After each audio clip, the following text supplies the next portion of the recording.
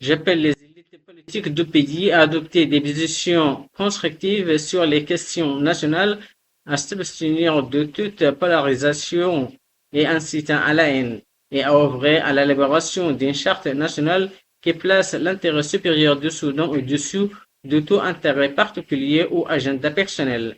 J'exhorte également les citoyens à s'unir et à se rallier au gouvernement de l'espoir et à le soutenir dans la mise en œuvre de tous ces programmes. Je souligne la nécessité pour le pouvoir exécutif de l'État de redoubler l'effort et de poursuivre ces programmes de redressement et de développement de l'économie nationale grâce à des solutions durables favorisant l'augmentation de la production et de la productivité.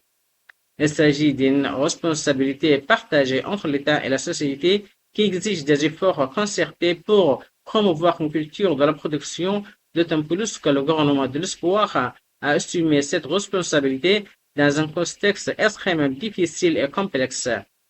La signature de la charte de paix est considérée comme un événement historique, fruit d'efforts soutenus et d'un travail considérable mené par le comité chargé de la réconciliation jusqu'à l'obtention d'un consensus social.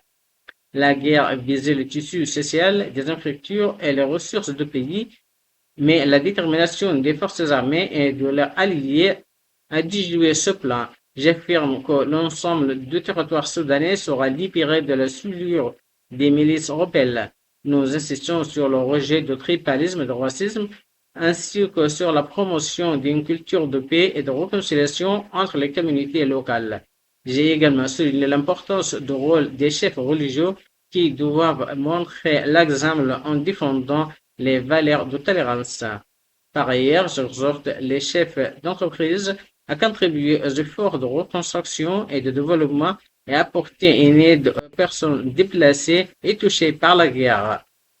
J'appelle les jeunes à s'instruire, à adopter l'évolution des mentalités, à exploiter pleinement leur potentiel pour bâtir et développer le Soudan.